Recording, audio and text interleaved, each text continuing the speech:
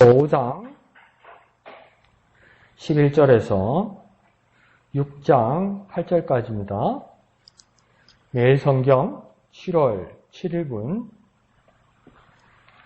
5장 11절에서 6장 8절까지인데요. 이인숙 집사님 14절까지만 읽어주시면 우리 나머지 부분은 또 다 같이 읽도록 하겠습니다. 첫 단락만 천천히 마이크 켜시고요. 또박또박 읽어주시면 되겠습니다. 우리가 할 말이 많으나 너희가 듣는 것을 문항으로 설명하기 어려우니라. 제가 오래되었으므로 너희가 마땅히 선생이 되었을 터인데 너희가 다시 하나님의 말씀을 서로와 대하여 누구에게서 가르침을 받아야 할 처지이니 단단한 음식은 못 먹고 젖이나 할 자가 되었도다. 이는 젖을 먹는 자마다 어린 아이니 의의 말씀을 경험하지 못한 자여 단단한 음식 장성한 자의 것이니 지각을 사용 못함으로 연단을 받아 선악을 다 같이요. 그러므로 우리가 그리스도의 도의 처벌을 버리고 죽은 행실을 회개함과 하나님께 대한 신앙과 침례들과 안수와 죽은 자의 부활과 영원한 심판에 관한 교훈의 터를 다시 닦지 말고 완전한 대로 나아갈지니라. 하나님께서 허락하시면 우리가 이것을 하리라. 한번 빛을 받고 하늘의 은사를 맛보고 성령의 참여한 바 되고 하나님의 선한 말씀과 내세의 능력을 맛보고도 타락한 자들은 다시 새롭게 하여 회개하게 할 수 없나니 이는 그들이 하나님의 아들을 다시 십자가에 못 박아 드러내놓고 욕되게 함이라.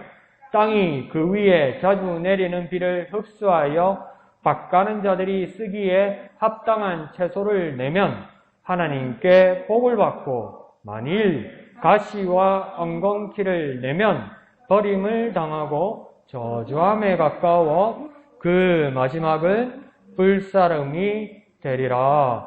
아멘. 히브리서를 그냥 이렇게 1장부터 차례대로 쭉 읽을 때는 그렇구나 이렇게 했어요. 직업이 그러니까 뭐 한두 번 받겠어요. 그죠? 그리고 우리가 뭐 이전에 생명의 삶 할 때도 이거 본 히브리서일 거 아니에요. 근데 유독 이번에는 어렵네요, 좀. 내가 제대로 안다면 이 내용을 제대로 설명할 수 있어야 되고, 그렇구나, 내가 깊은 깨달음이 있어야 되는데, 그걸 하려다 보니까 저는 조금 갈수록 어려웠어요.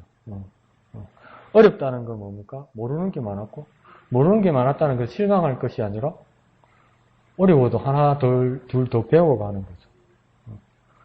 마음고생을 해야 배워가는 겁니다. 마음고생을 해야. 뭐 다 아는데 이러면 그냥 옛날에 그 수준으로 남아있는 거죠. 모르겠는데 이러면서 더 그게 집중하면 거기서 하나, 둘 더 알게 되는 거죠. 그렇게 넘어가는 게 아니라, 그죠? 그래서 여기는 막 신학계에 안 그러면 교파별로 이렇게 논란이 일어나는 부분도 있습니다. 우리는 그래서 이렇게 믿는다. 우리는 이 말씀을 따라 이렇게 믿는다. 막 이렇게 나눠지기도 해요. 그럼 우리는 어떻게 생각해야 될까? 그것도 나오고. 또 그렇게 깊이 생각하지 않으셔도 돼요. 내가 아는 것만큼. 크게 이렇게 보면요. 크게 보면 또 이렇게 쉬운 단어 하나가 나옵니다, 이거. 어떻게 해야 된다는 거. 그럼 그것만 가지고 또 깊이 묵상해서 우리가 변화로 나아가면 됩니다. 크게 보면 또 한 컨셉이 나오죠, 그죠? 한 개념이 나오죠. 그것만 가지고도 나의 거울을 비춰볼 수 있을 겁니다. 네덜란드의 근대 시대의 네덜란드에 아직도 네덜란드 사람들이 네덜란드 국가 차원에서 자부심을 가지고 있는 화가가 렘브란트입니다. 렘브란트. 이 렘브란트라는 화가가 자화상을 그렸는데, 그러니까 자기 얼굴을 그렸다고요. 자기 얼굴을. 그러니까 30대 때부터 자기 죽기 한 50대 후반, 한 60대까지 그렸는데, 자화상을 몇 점 그린 줄 아십니까? 보통 화가들이 자화상, 고흐가 자화상을 많이 그렸다 해도 몇십 안 될 건데, 추정하기로는 렘브란트가 100점에서 200점 그렸답니다. 자기 얼굴을. 100점에서 200점 이렇게 그렸답니다. 그러니까 또 어떤 사람들은 이라도 요즘 사람들은 뭐라고 이야기합니까? 와, 얼마나 자기한테 도취해 있었으면 요즘처럼 스마트폰으로 셀카로 막 계속 찍는 거면 지 잘난 줄 알고. 그렇게 생각할 수 있지만 그건 우리식의 생각이고요. 그때는 사진이 없으니까 자기 모습을 보면서 자기 느낌으로 자기 얼굴을 그린 거 아니에요. 그러면 얼마나 자기 자신을 살폈다는 겁니까? 제가 있으니까 보니까 그 이야기를 듣고 내가 가만히 생각하니까 어떨 때는 내가 하루에 한 번도 거울 안 보는 적도 있더라고. 내 얼굴을. 그런데 최소한 내 외모는 살피지 않는 거죠. 근데 렘브란트라는 그 화가는 100점에서 200점 자기 얼굴을 그렸는데 무조건 예쁘게 잘나게 안 그렸어요. 나중에 막 힘들고 괴로운 그런 모습들이 있잖아요. 그걸 그대로 그렸어요. 자기 자신을 엄청 살폈다는 거죠. 살폈다는 거죠. 그러니까 우리도 뭡니까? 큐티한다는 건 뭡니까? 하나님 말씀으로 내 자신을 살핀다는 겁니다. 내 자신을. 하나님 말씀으로 내 상태를 살피는 겁니다. 그런데 물어보면 와, 목사님 사는 게 바빠서 이래 더운데 하나님 말씀이 생각이 납니까? 그럼 억수로 미안해서 내가 더 이상은 못 물어보겠는데 뭡니까? 하나님 말씀으로 내 자신을 안 살펴봤다는 거죠. 근데 똑같이 하루에 24시간이 모든 사람에게 주어졌을 거라는 거예요. 그러면 하나님 말씀으로 내가 살지 않고 내 방식으로 살거나 세상의 방식으로 24시간을 썼다는 거죠. 그런데 우리는 계속 훈련해야 되는 건 뭐냐면 하나님 말씀으로 내 자신을 살펴야 되는 거예요. 그러니까 하나님 말씀이 내게 거울이 되어서 이게 하나님 말씀 원본인데 이 말씀대로 내가 살고 있는가? 말씀과 나 이렇게 살피는 시간이 계속 있어야 되는 겁니다. 있어요. 어제 제가 큐티가 잡았던 단어들은 벌써 생각이 안 난다. 끝까지 매일 뭐 견딜진이라 뭐 이런 거였어요. 근데 점심때 되니까 끝까지밖에 생각이 안 나더라고. 그러니까 뭡니까? 자꾸 안 살피고 있는 거죠. 그래서 다시 펴서 다시 살폈어요. 그러니까 다시 살펴야 되는 거예요. 다시. 그게 큐티입니다. 큐티. 큐티 열심히 하면 훌륭지수가 조금 올라갈 것 같아요. 자꾸 생각하고 기억하니까. 그리고 의학적인 증거는 없는데 큐티 자꾸 하고 생각하면 치매 예방이 될 것 같아요. 그러니까 대학원 가서 신학대학원 가서 막 이렇게 교수님들하고 타협을 하면 중간고사, 기말고사를 오픈북으로 시험 치라고 하는 분들이 있어요. 그러니까 뭐냐면 그냥 책 가지고 와서 시험 문제 내면 보고 이렇게 쓰라고 하는 분들이 있어요. 그런데 종교철학 가르치던 교수님은 학생들한테 그렇게 수업 시간에도 잘해주고 점수도 잘 주는데 중간고사, 기말고사만은 타협을 안 해요. 왜 그러냐면 문제도 미리 내줘요. 시험 치기 전에. 근데 뭐라냐면 오픈북은 절대 안 나는 거. 외워오라는 거예요. 외워오라는 거예요. 절대 이 오픈북하고는 타협을 안 하는 거예요. 무조건 외워오라는 거예요. 이게 논술용으로 많이 써야 되죠. 그러니까 미리 써가지고 외워오라는 거예요. 외워와서 쓰라는 거예요. 그럼 아무리 교수님이 구슬러도 안 돼요. 뭐냐면 외워오래요. 외워오래요. 외워서 쓰래요. 그 왜 그냥 나중에 뭐냐면 내가 여러분의 목회의 먼 미래를 위해서 내가 이렇게 하는 걸 왜? 자꾸 외워야 목회 오래 하고 치매 안 걸린다고. 타협이 안 되는 거예요, 타협이. 그래서 진짜 그 고생하면서 시험 준비했던 기억이 나는데 뭐냐면 타협 안 되도록 하나님의 말씀을 계속 비추고 보고 이래야 돼요. 그 방법을 가장 편의를 지금 제공해 드리는 게 큐티입니다. 이 한 바닥만 하면 되니까. 하루에 한 바닥만 하면 되니까. 그죠? 그러니까 끝까지 하셔야 돼요. 끝까지. 계속 보고 비추고. 예배는 가야 되는데 최고 어디다 놨더라 이러지 말고. 아시겠죠? 그러니까 또 그것도 참 훈련입니다, 훈련. 왜 훈련이냐면, 막 우리가 진짜 열정을 가지고 우리 교회가 한 5, 6, 7년 전, 5, 6년 전에 처음 큐티를 시작할 때, 우리 다 같이 합시다. 할렐루야, 다 같이 합시다.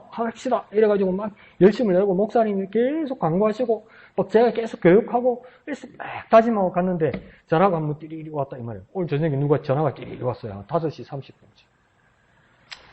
왜 그래요? 그러니까. 목사님, 예. 큐티 그거 꼭 매일 해야 돼요? 누가인지 상상은 가시죠? 아주 해맑아, 그 질문이. 근데 뭡니까? 이게, 오늘 처음 들은 게 아니고, 2번 듣고 3번 들으니까 뭐라 대답해야 될지가 나오지, 실망하거나 화가 나지 않아요. 왜요? 자주 대해봤으니까. 네. 이 가지고 있는 책이 뭐야? 매일 성경. 왜 매일 성경이야? 주말 성경이 아니고, 일주일에 한 번 성경. 매일 해야지. 매일 해야지. 그럼 또 반항하지 않아요. 네. 이러고 끊어요. 그러니까 또 여러분 그걸 역이용하시면 안 돼요. 아이고, 강 목사님 세례사도 막 내가 안 한다고 뭘 하기가 무작인데 뭐 자기가 뭐, 응? 응? 그래서 생각해서 강 목사님 잔소리해서도 막 내 방식대로 안 하고 막 내 방식대로 우짜가 하고 이렇게 시면 안 되고요. 그거는 내 마음이 강 목사님 마음이 단단해지는 방법을 말씀드린 거고, 여러분은 계속 제가 여러분을 강권할 때 조금 더 나아져야 됩니다. 계속 나아져서 큐티의 삶으로 들어가셔야 됩니다. 네, 네. 그렇게 됐으면 좋겠어요. 네, 네. 좋습니다. 자, 오늘 그럼 이양득 집사님 한번 해볼까요? 오늘 좀 어렵죠? 어려운 거 아니어서 그래도 주시는 예. 한 구절씩 이렇게 예. 생각하게 해주신 하나님께 먼저 예. 감사드립니다. 예. 저는 요번에는요, 예. 6장 7절하고 8절, 예. 네, 땅이 거기에 자주 내리는 비를 흡수하여 박사는 자들이 쓰기에 합당한 채소를 내며 하나님께 복을 받고 만일 다시 없는 그를 내면 거짓을 당하고 저주함에 가까워 마치 마지막은 불사름이 됩니다. 그래요. 우리 한경도 속에서 아침에 일어나면 어떤 것을 먼저 선택하는가에 따라서 이게 좀 달라지는 것 같아요. 그래서 저도 지금 아침에 일어나서 말씀 보고 이럴 때 힘을 얻고 가는데 어떨 때는 집중 안 될 때는 이제 또 제가 또 아침에 또 출근해서 손님들을 맞이하다 보면 참 내 마음이 어떤 것이 차여있느냐, 하나님 말씀이 차여있을 때는 손님 대하는 것도 말씀으로 빨리빨리 해오게 돼요.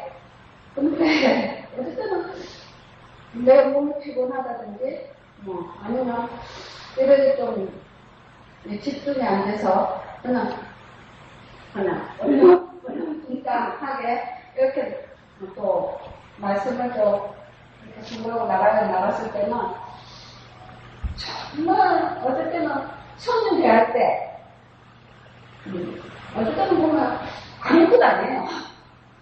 정말 아무것도 아닌데 화가 나고 또 공상이 조금 더 높아지고 뭐 이런 것 같아요. 그래서 그래 7절 말씀처럼 땅에 거기에 자주 내리는 비를 흡수해요. 그래요. 어떤 곳에 흡수되었을 때 주님의 말씀이냐 아니면 사단의 뭐 이렇게 그거냐 따라서 또 그날 하루가 정말 좋은 쪽으로 갔다가 나쁜 쪽으로 갔다가 이런 것을 볼 때 정말 제가 이렇게 큐티를 탁 하면서 요거는 좀 더 집중적으로 이렇게 오후 예배를 시작하면서 이렇게 좀 더 이렇게 집중을 하고 요약을 하고 뭐 이런 걸 하면서 좀 더 집중을 하면서 많은 것을 지금 하나님 안으로 나가고 있거든요. 그러다 보니까 우리가 정말 다시 이렇게 또 성장해 나갈 수 있는 오늘 5장 말씀처럼 우리가 정말 이렇게 뭐 단단한 음식, 장사하는 자들 것은 뭐 이렇게 좀 더 하나님의 말씀으로 좀 더 나아가면 성장해 나가면서 또 하루를 시작해야 되겠다는 생각을 했습니다. 네, 감사합니다. 집사님 중요한 단어들을 다 이야기하셨고, 나도 중요한 단어를 집사님 말씀하신 걸로 3가지를 들었어요.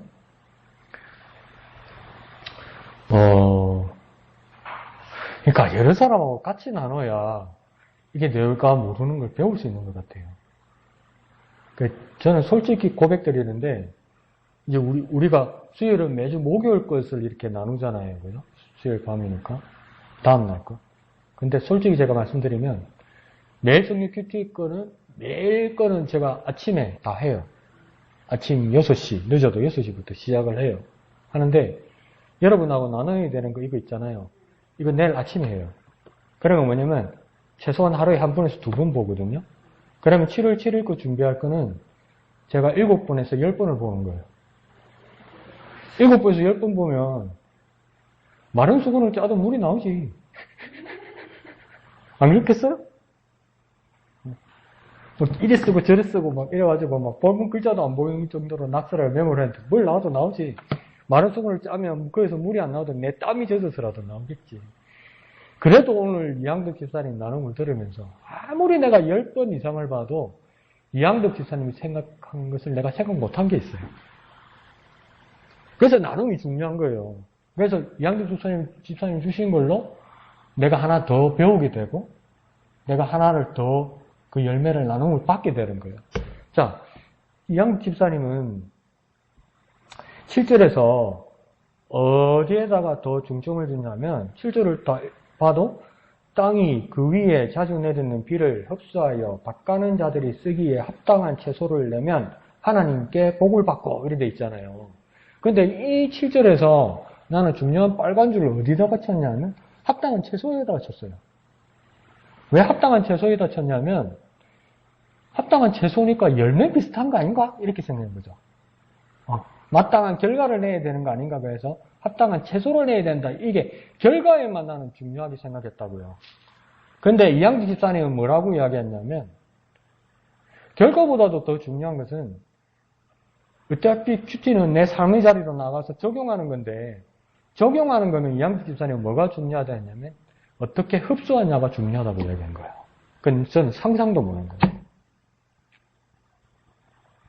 그러니까 땅이 비를 흡수하는 것처럼 하나님 주시는 말씀을 내가 집 밖을 나가기 전에 이제 말씀을 가지고 내 직장으로 내 삶의 자리로 나아가기 전에 내가 무엇을 담아가야 할까 그게 중요하다고 말한 거예요.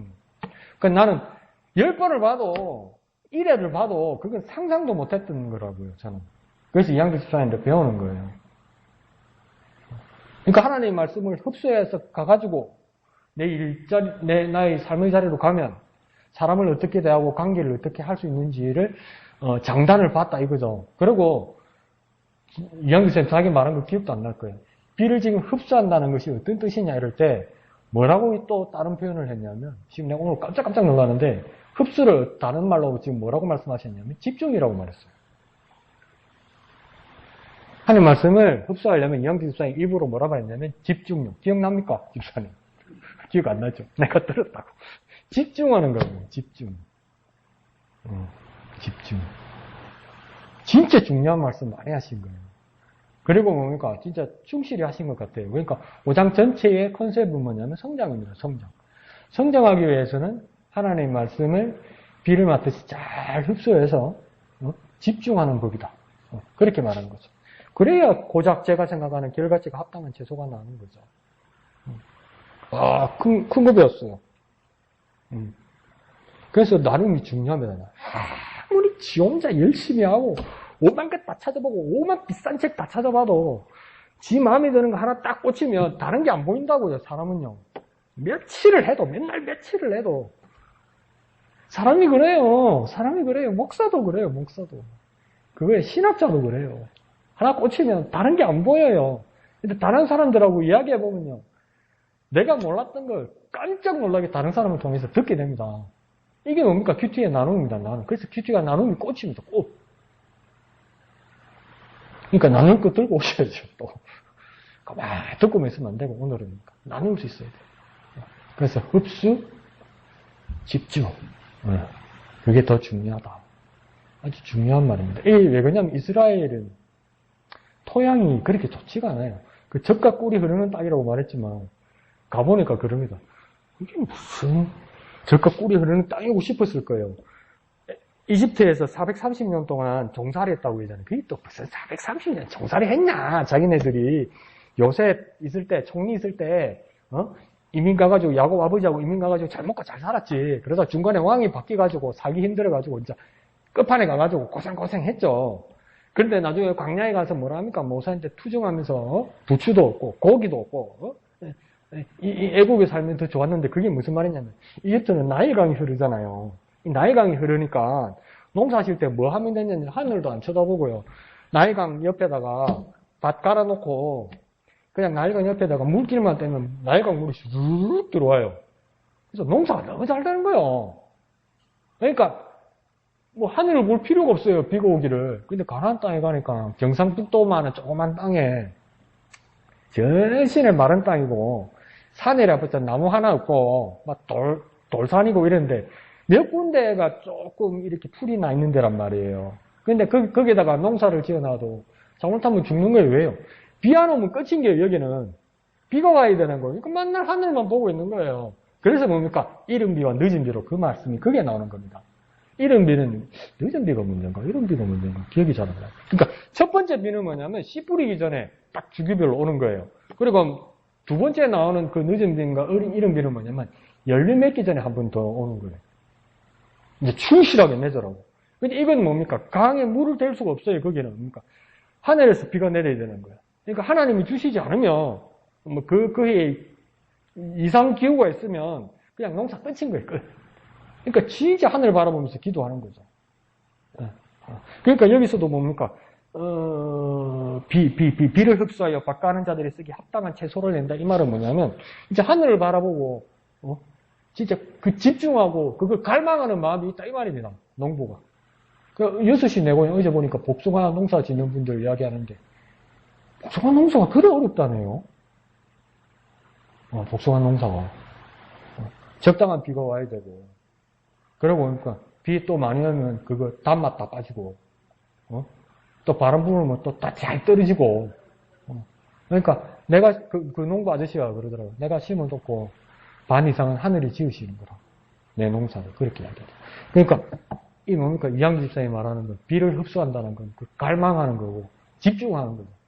집중하는 거. 그걸 받아가야 내 삶의 자리에서 합당한 재수를 맺을 수 있는 삶이 된다는 거 배웠습니다. 나는 바보같이 결같이만 자꾸 생각하는 거예요. 하나님 말씀 들고 가지도 않으면서 뭐 어디다 뻥튀기 해가지고 뭐 할 수 있다고 착각한 거죠. 잘 배웠습니다. 잘 고쳐놔야죠. 죄송합니다. 예. 오늘 훌륭한 거 배웠습니다. 감사합니다. 예, 목사님.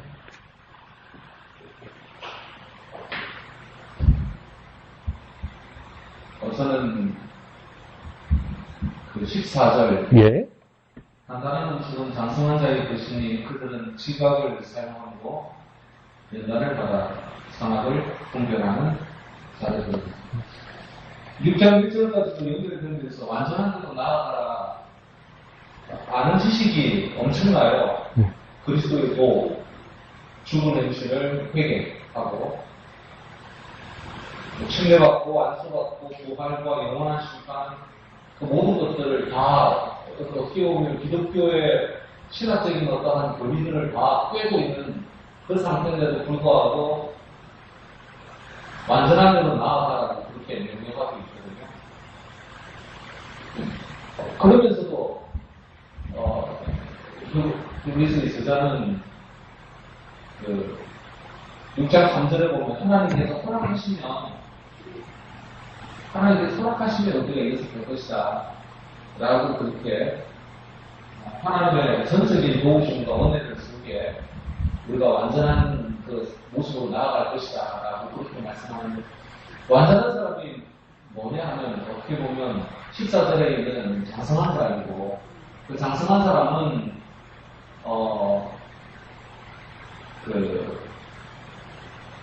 연단을 받고 그리고 선악을 분별하는 자가 어떤 연단을 속에서 일지라도 어떤 어려움을 속에서 일지라도 또다시 하나님의 뜻이 무엇이고 이게 정말 하나님께서 원하시는 길인지 아닌지에 대한 그것을 잘 분별할 줄 알아가지고 완전한 자의 그 자리로까지 나아간다라고 그렇게 말씀하는 것 같아요. 어떤 결론적인 부분들을 보면 지식적인 신앙 플러스 행동적인 신앙, 실천적인 신앙, 어떤 삶의 신앙 그것까지 포함되어져야 되고 또 그것까지 하나님 앞에서 부끄럽지 않은 그가 선악을 분별할 수 있는 장성한 사람이 되어서 분별할 줄 아는 그 자리까지 나아가야 되지 않나 라고 말씀하는 것 같아요. 그래서 저 같은 경우는 그렇게 좀 적용을 했어요. 나는 나으려고는 하나 재미없어. 나으려고 하나 정말 이 위에 있는 사람, 즉 젖을 먹는 사람의 특징 중에 하나가 온 믿음을 가지고 있는 사람이거든요. 나도 좀 됐지요. 오래된 믿음을 가지고 있는데 거기서만 머물러 있는 거 아닌가? 나는 정말 어떤 연단을 속에서도 여전히 이게 바른 일이고 이것이 잘못된 일이라고 하는 분별하며 나아가려고 하는 어떤 준비는 돼 있나? 밑에 보면 배교하는 사람들에 대한 얘기도 나오긴 하는데 저는 그 정도까지는 아니 누구도 자신할 수는 없지만 그래도 그 어떤 배교의 자리까지는 나아가지 않을지 모르지만 그럼에도 불구하고 배교의 자리에 나가는 그 문턱에 서 있는 것은 아니다. 그냥 젖을 먹는 사람하고 똑같으니까 젖을 먹는 사람들은 결국은 배교의 자리에 나아갈 수밖에 없다라고 얘기하고 있으니까 나는 완전한 자리로 나아가려고 하는 마음은 있나? 나 애는 쓰나? 그리고 정말 애쓰는 자의 자리로 이렇게 좀 나아가야 되겠다. 그리고 그 방법을 이제 하늘에서 내리는 비처럼 말씀에서도 들고 은혜에서도 들고 하는 그런 작업들이 내 속에 있어야 되겠다라는 생각을 했습니다. 예, 감사합니다. 네. 둘이서는 원래 유대교인이었던 사람들이 크리스찬이 되었고, 크리스찬이 되었던 사람들이 매너리즘에 빠지고 또 핍박이 두려워서 다시 유대교로 돌아가는 사람들에게 경고하고 바르게 잡으려고 하는 거거든요. 그러다 보면 저도 목사님처럼 겁이 나는 게 뭐냐면 내가 믿었던 만큼 내가 아는 것만큼 여기서 완전한 대로 더 나아가야 되는데 내가 믿었던 만큼 아는 것만큼에서 더 나아가지 않으면 여기에서 그대로 멈춰 있는 게 아니더라는 거예요. 뭐가 문제가 되냐면 물은요 고여 있으면 어떻게 됩니까? 그 물은 썩습니다. 그러니까 더 퇴보한다는 게 그 두려움이 있는 거예요. 이게 지금 뭐냐면 이거 진짜 억수로 기분 나쁘지 않습니까? 솔직히 우리가 착해서 하나님 말씀이니까 별 불만이 없이 받는 거라서 그렇지. 처음 시작할 때 멜기세덱에 관하여는 우리가 할 말이 많으나 너희가 듣는 것이 부담으로 설명하기 어려운 일은 뭐 내가 둔하다고 내가 무식하다고 지는 얼마나 잘나서 그런 생각 들지 않아요? 둔하다고? 제가 마음이 정말 작년에 어려울 때, 막 마음이 흔들릴 때, 친구한테 책을 하나 선물 받았는데, 그게, 잠언, 전도서, 욥기서, 이 지혜서에 관한 책을 쓴 사람인데, 이 친구가 알고 보니까 내 고등부 때 1년 후배더라고요. 1년 후배인데, 원래 영재였어요. 서울대학교 동문과를 나와가지고 미국 시카고 대학에서 구약 고고학 박사학위를 받은 친구예요. 그러니까 뭐, 히브리어, 영어, 뭐 독일어는 아주 능수능란하죠. 근데 그 친구가 아주 얇은 책을 썼는데 그게 참 위로가 됐어요. 위로가 됐는데 그 친구가 최근에 쓴 글을 보니까 제가 마음이 좀 안 좋았어요. 뭐라고 썼냐면 자기가 엄청 어려운 책을 하나 구했다는 거예요. 그러면서 사진을 찍어가지고 이렇게 탁 글을 올렸는데 뭐냐면 이 책은 구약성경 히브리어에 대한 아주 정통한 견해를 적은 책이다. 그렇지만 이 책을 읽는다고 해서 구약성경을 전체를 아는 건 아니다. 그렇지만 나는 두 개를 다 알고 있다. 이런 식으로 쓴 거예요. 그러니까 지만 알고 우리는 모른다는 거지. 그래, 똑똑한 건 알겠는데 그걸 굳이 그렇게 글을 써서 모든 사람이 기분 나쁘게 해야 되겠네. 저도 이제 마음이 이렇게 꼬이는 거예요. 아, 참, 말 이상하게 하네? 이리 싶었는데, 여기서도 보십시오. 너희가 두나무라 내가 설명하기 어려우니라 이러면 기분 나쁘잖아요. 왜 둔하다고 이야기했을까? 그래, 겸손하게 우리가 하나님 말씀을 잘 모른다고 또 생각해야지. 우리 집사님들은 착하니까 또 그렇게 말씀을 좋게 받아들이겠죠. 근데 저는 마음이 이러니까, 쥐가 뭐 똑똑하고 또 얼마나 똑똑해서 우리 보고 둔하다고 그러나? 이렇게 생각했는데, 이 둔하다는 뜻이 뭐냐면, 무식하다는 이야기보다는 뭐냐면, 왜 알려고 하지 않느냐, 이 말입니다. 알려고 하려는 의지가 없다, 이 말입니다. 목사님이 아까 말씀하시던 것처럼 애씀이 없다, 이겁니다. 애씀이. 애쓰지 않고 알려고 하는 의지가 없는데, 가르쳐 줘봤자 알아듣냐는 겁니다. 뭐, 관심이 없는데, 그러니까 그 쉽게 말하면 관심이 없다, 이 말입니다. 둔하다는 건 관심이 없다는 겁니다. 하나님 말씀에 관심이 없다는 겁니다. 저도 관심이 부족하다는 것을 어떻게 느끼냐면 매번 말씀드리잖아요. 아침에 큐티하고 나서 점심때 되면 세계 중에 하나밖에 생각 안 난다고. 그거 뭡니까? 잘 까먹어서 그런 거 아니에요. 관심이 없어서 그런 거예요. 관심이.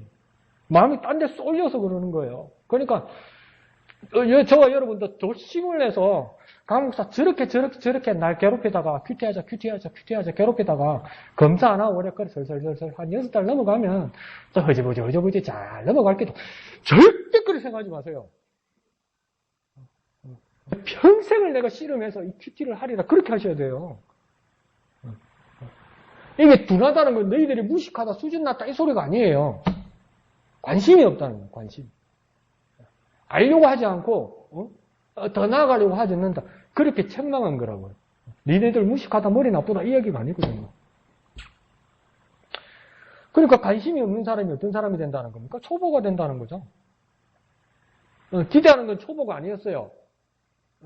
기대하는 건 장성한 사람이었어요. 단단한 음식을 먹는 사람이었어요. 그런데 뭡니까? 초보가 되있더라. 목사님 말씀하시는 것처럼 겁나는 거죠. 초보인데 뭡니까? 대부분 초보는 오래 믿은 사람이에요. 오래 믿은 사람. 오래 믿은 사람이 초보라는 거예요. 네. 저도 이게 무서운 이야기죠. 근데 우리가 해야 될 것을 목사님 말씀하셨습니다. 3절에 완전한 대로 나아가야 한다. 근데 이 완전한 대로 나아가는 것은 하나님께서 허락하셔야 된다. 그러니까 또 해석 잘합니다. 완전한 대로 나아가는 것은 내가 하는 게 아니고 하나님께서 하시는 거다. 그러니까 가만히 있어야 된다. 하나님 하시는 거니까. 가만히, 그 이야기가 아니에요. 하나님의 은혜가 절대적으로 필요하다 이거예요. 내 노력이 아니고. 그러니까 하나님의 은혜를 구해야 된다 이 말이죠. 그러니까 무식하게 말씀드릴게요. 애쓰셔야 돼요. 애쓰셔야 돼요. 애쓰셔야 돼요. 어떻게 했을까요? 애시당초 말씀드렸잖아요. 줄 다 치라고. 요즘 또 줄 안 치죠? 말 안 하니까. 다음 주일날 또 검사해야지. 줄 치고, 큐티하고, 오른쪽 빗내다가 쓰고, 하셔야 된다고요. 그러니까 오늘 전화한 것처럼, 목사님 매일 성경 말고 주말 성경처럼 하루만 하면 안 돼. 아니요, 매일 성경이라고. 매일 하셔야 된다. 그것까지 퇴보하시면 안 된다. 그래서 막 적고, 이렇게 하셔야 돼요. 근데 그게 그러니까, 하나님의 은혜로만 가능하다는 거. 여러분, 이거 진짜 동의하고 공감하고 아멘하지 않습니까? 아멘 할 만한 이야기 아닙니까? 되든가요, 우리가? 우리 업적으로 뭐가 되든가요? 안 되잖아요. 그러니까 막 하다가 안 되면 우리가 깨닫는 건 뭡니까? 진짜 하나님이 허락하시는 거. 하나님의 은혜가 아니면 이 완전한 대로 나아갈 수 없다는 것을 우리가 느끼죠. 그래서 이거는 히브리서는 누가 쓴지 모릅니다. 추정이 안 돼요. 옛날에는 바울이 썼다고 생각했는데 아무리 생각해도 바울의 필체가 아니래요. 바울의 스타일이 아니래요. 근데 로마서에서 바울은 뭐라고 이야기했냐면 이게 하나님의 은혜로 가능하다고 이야기했다고. 하나님의 은혜를 구해야 된다고 이야기했다고. 그때만 가능하다고 이야기했다. 그러니까 모든 사도들이, 모든 복음을 알고 있는 자들이 그렇게 우리에게 그런 깨달음과 그 독려를 해주었다고요. 그러니까 진짜 말씀대로 살고 예수를 믿고 사는 사람이라면 가톨릭 교인들이 개신교 기독교인들에게 도전받고 가장 부러워하는 게 뭐냐면 자기들의 느낌이 그렇대요. 지하철을 타거나 어디 버스 안에서 봐도 개신교인들 평하는 게 뭐냐면 그렇게 기독교 신앙서적을 그렇게 본다고 느낀대요, 자기들은. 근데 내가 가만히 있어도 아닌데, 내 책 안 읽는데 이러고 골치 아픈 거예요. 그러니까 진짜 그 말씀에 대한 갈망이 자기 구교도들보다도 이 신교도, 개신교도들이 엄청 강하다고 믿어요. 생각해요. 평가해요. 그럼 우리는 그 자리에서 더 나아가야죠. 더 퇴보하면 안 돼요. 그러니까 이 책 하나 받아서 진짜 열심히 하는 거예요. 목사님 주일날 말씀하신 것처럼 뽕을 뽑는 거지. 뽕을 뽑는 거지. 지금 IMF 때보다 더 물가 오르고 이제 더 살기 힘들 거라고 이야기하잖아요. 뭐든지 물가 오를 거라고 이야기하잖아요. 그래서 지금 뭡니까? 다 아껴 써야 되고 검소하게 살아야 된다고 이야기하잖아요. 그래서 막 회사원들, 뭐 직장 일하는 사람들 점심시간에도 뭐 설렁탕 이런 거 못 사 먹는다고 그러잖아요. 서울에는 냉면 한 그릇이 16,000원이래요. 야, 반주먹만한 면 하나 넣고, 이게 뭐, 어디 장화 신고 소가지나 같은가, 그런 물에다 담가가지고 16,000원 받는다고요. 설렁탕 12,000원, 15,000원 이래요. 그걸 한 달씩 먹는다고 생각해보세요. 그러니까 뭐냐면 이 사람들 편의점 가가지고 도시락 사 먹는 거예요. 도시락 사 먹는데도 보니까 날짜 딱 끝나가는 거예요. 그러면 그것도 50% 할인하잖아요. 그 쭈구리 앉아가지고 회사원들이 먹어요, 지금. 그 정도로 살기 힘들어요. 아껴 쓰고 아껴 살고 이래요. 근데 여러분 두 달에 한 번씩 계속 이 책 사잖아요. 그 왜 낭비하냐고. 아무것도 안 하고. 두 달 전에 갖다 내버리고 왜 이러냐고. 왜 이렇게 낭비하냐고. 목사님 저는 낭비 안 하랍니다. 다음 달부터 안 살랍니다. 또 이러는데. 샀으니까 목사님 말씀처럼 뽕을 뽑아야 되는 거예요. 뿌리를 뽑아야 되는 거예요. 이걸로 막. 검소하게 살고 아끼고 살아야죠. 그러니까 뿌리를 뽑아야 돼요. 그러면 우리에게는 엄청난 게 채워진다. 목사님 말씀하시는 것처럼. 야, 절감합니다, 절감. 그런데 큐티가 쉽습니까? 큐티가 마음이 어려운 거죠, 마음이. 근데 뭡니까? 목사님 말씀하시는 것처럼 완전한 대로 나아가기 위해서는 하나님이 허락하셔야 된다. 그럼 하나님 허락하실 때까지 기다리는 것이 아니라 하나님의 허락을 구해야 되는 거죠. 하나님 은혜를 구해야 되는 거죠.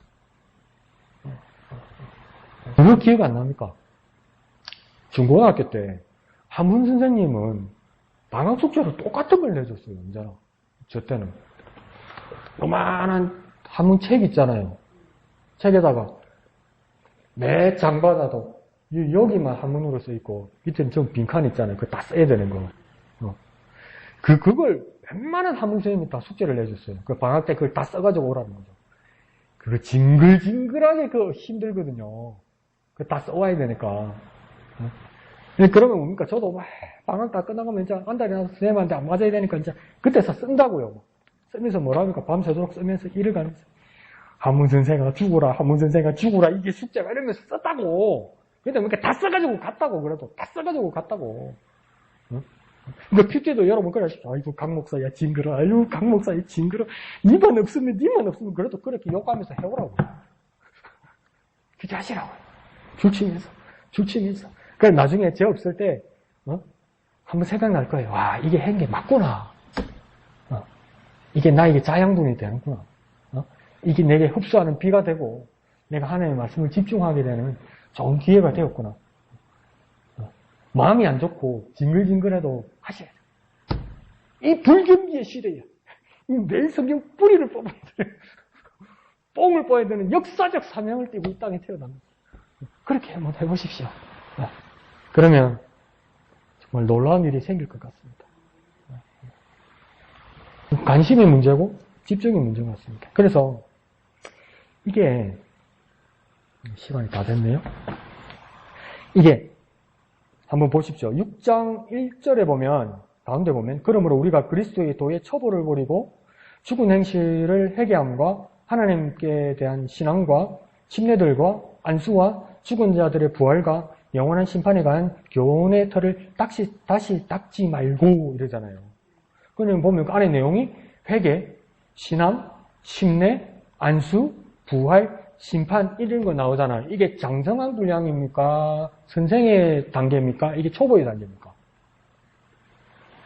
장성한 단계 같죠? 그런데 그 끝에 뭐라고 했습니까? 이 심판에 관한 교훈의 틀을 다시 닦지 말고 이러죠. 다시 닦지 말고 이게 마음에 걸리지 않습니까?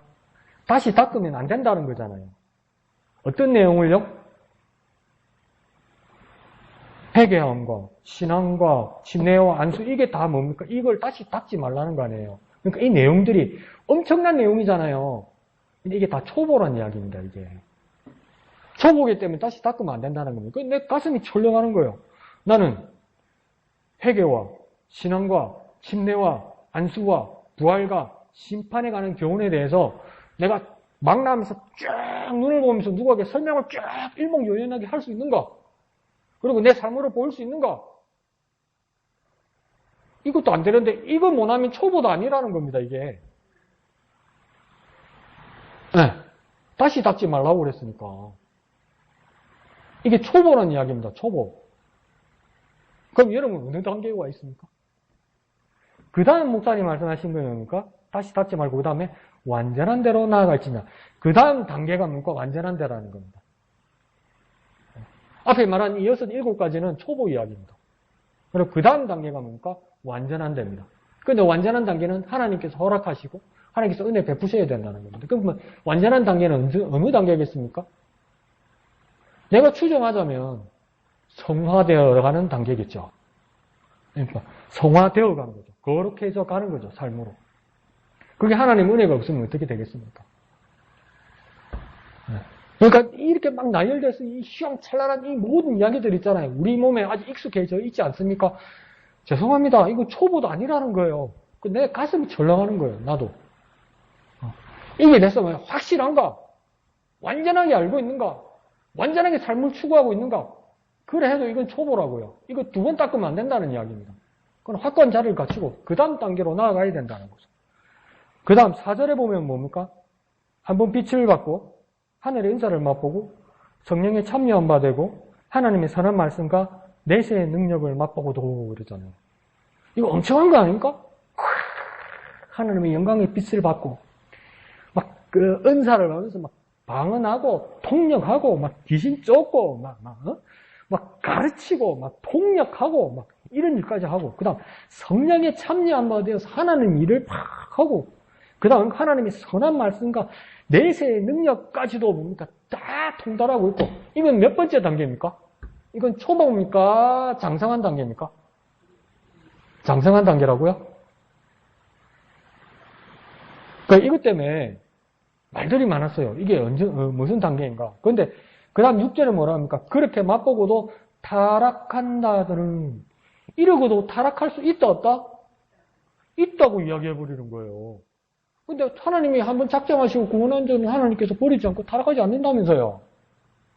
근데 이 사람들은 왜 타락하는 거예요? 성령의 능력으로 놀라운 일들을 했는데 이 사람들은 왜 타락하는 거예요? 하나님의 영광도 보고 은사도 행하고 성령의 능력도 일하고 하나님 말씀도 통달하고 하나님 나라에 대한 소망까지도 다 알고 있는 사람인데 왜 타락하는 거예요? 그렇게 타락한 사람이 있는데 그 타락한 사람들 6절에 그런 사람들은 다시 새롭게 하여 회개할 수 없나니 이래요. 아, 그런 사람들은 특별히 목사님 회개할 수 없고 영원히 지옥에 간다는 이야기입니다. 또 이렇게 이야기하죠.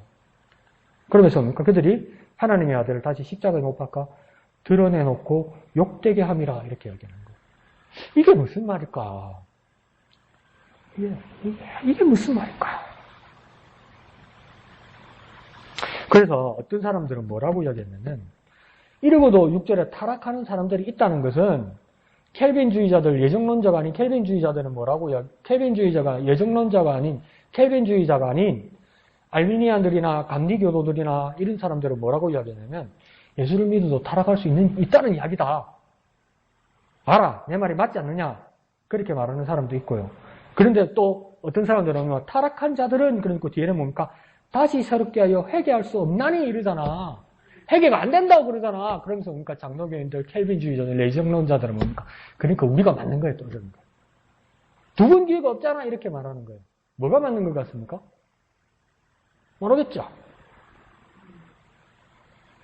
근데 그 뒤에는 뭐라고 합니까? 하나님의 아들을 다시 십자가에 못 박혀 드러내고 욕보게 하면. 그럼 하나님의 아들은 두 번 십자가에 못 박힐 수 있습니까? 없습니까?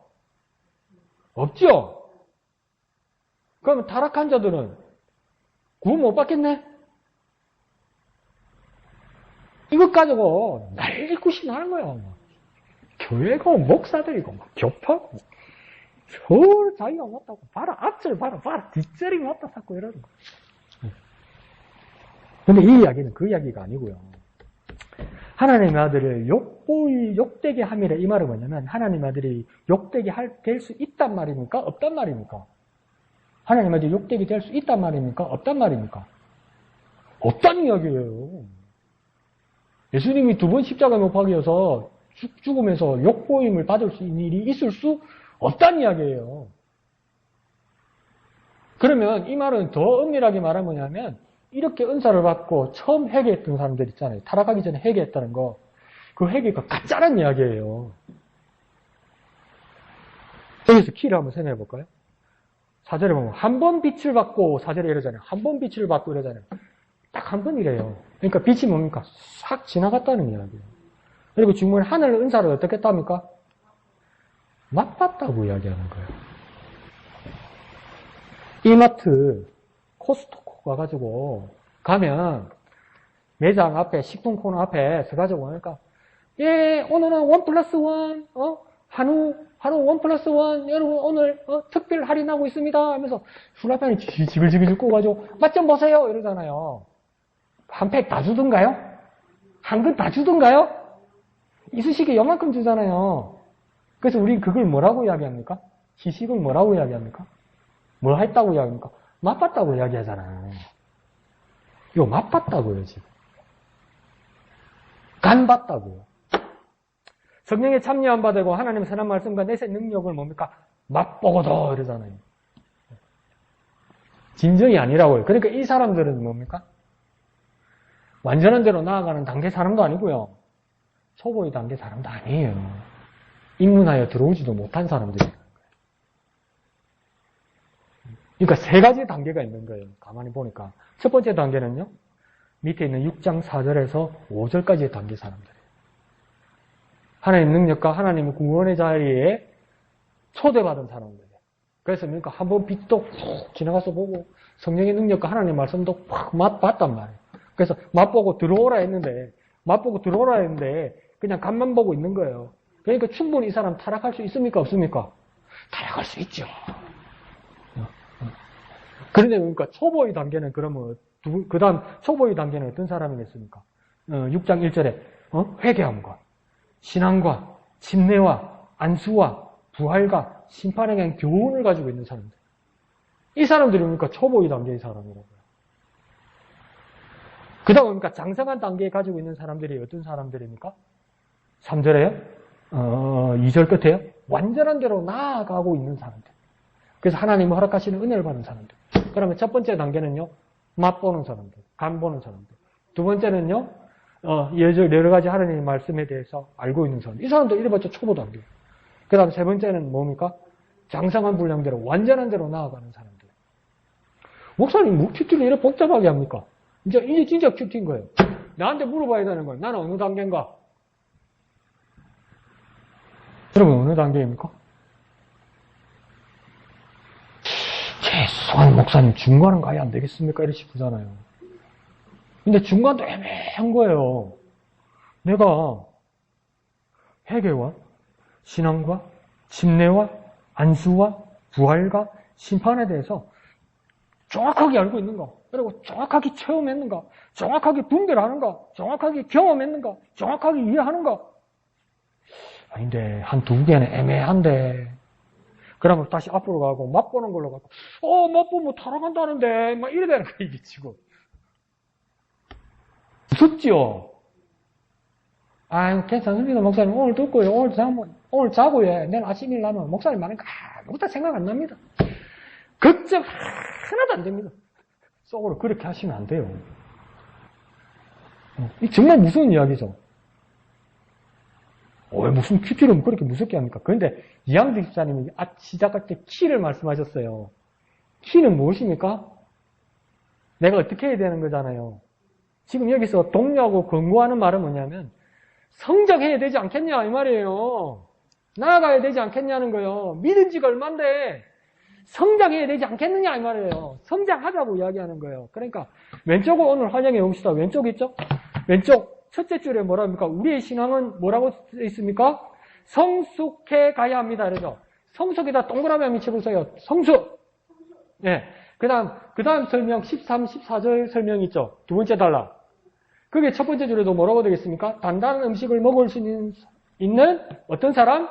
장성한 사람. 장성한 사람이다. 동그라미 치세요. 장성한 사람. 그 다음, 그 밑에 단락 6장 4절에서 8절 돼 있죠? 거기는 뭐라고 시작합니까? 성장하지 않는 신앙은 위험합니다. 이렇게 됐죠? 어디에 동그라미 치면 되겠습니까? 성장. 그러니까 첫 번째 동그라미 친 건 맨 위에 성수. 두 번째 동그라미 친 거는 뭡니까? 두 번째 단락에 장성. 세 번째는요, 성장. 이거 하자는 겁니다, 이거. 이거 우리의 삶에서 이렇게 나아가야 된다는 겁니다. 성숙하고, 장성하고, 성장해야 된다는 겁니다. 내가 어느 단계인가에서 좌절하지 말고, 내가 어느 단계인가는 알아야 되겠죠. 그럼 이 단계를 딛고, 어느 방향으로 가야 되냐는 거예요. 지금 뭐, 어느 단계인가도 중요하지만, 내가 어느 방향으로 갈 건가. 어느 방향으로 갈 건가? 멈추지 말고 어느 방향으로 갈 건가? 내가 성장하는 단계로 가야 된다. 내가 하나님 말씀을 통해서 성장하는 단계로 가야 된다. 하나님 허락하셔서 장성한 분량으로 가는 그 단계로 가야 된다. 내가 그 다음 단계로 내고 그 다음 단계로 그거 놔두고요. 성장하는 방향으로 가야 된다요. 방향으로. 방향을 바로 잡자고요. 방향을. 이해하시죠? 성장의 방향. 성장의 방향. 네. 그러니까 그거 겁줘가지고 막 그걸로 막 성장으로 몰아붙이려고. 그 왜? 그러니까 똑똑하거든요. 이 사람들 지금 유대교로 돌아가려는 사람들 똑똑하거든요. 왜요? 유대교인들이잖아요. 히브리 성경, 구약 성경 잘 알아요. 그게 편한 거라. 옛날 게 편한 거라. 옛날 게. 목사님, 내가 목양교회 교인이고, 내가 예수 믿은 지 몇십 년 됐고, 내 예수 믿고 있고, 내가 다 알고 있고, 편해요. 편한 데서 더 건들지 마세요. 무슨 큐티. 방향을, 성장하는 대로 가야 된다니까요. 내 편한 데 있을게요. 아니요. 방향을 성장으로 나아가야 된다니까요. 그래서 여러분 괴롭힌다. 죄송합니다. 어르신한테. 어머니 같은 사람들한테 내가 내가 짓을 다 하는데, 정말 성장합시다, 여러분. 성장해 나갑시다. 진짜 이 큐티를 가지고 막 하나님 말씀을 그 깊이 알아서 장성한 분량으로 나아가서 하나님 허락하실 그 은혜를 누리는 저와 여러분 되었으면 좋겠습니다. 그래서 오늘 큐티에 읊조리는 것은 저 개인은 그렇습니다. 성장의 방향으로. 나는 어느 단계 그거 아닙니다. 성장의 방향으로 나아가기를 원합니다. 그래서 실천하는 저와 여러분 되시기를 예수님 이름으로 축원드립니다. 찬송하신 후에 기도하고 마치도록 하겠습니다.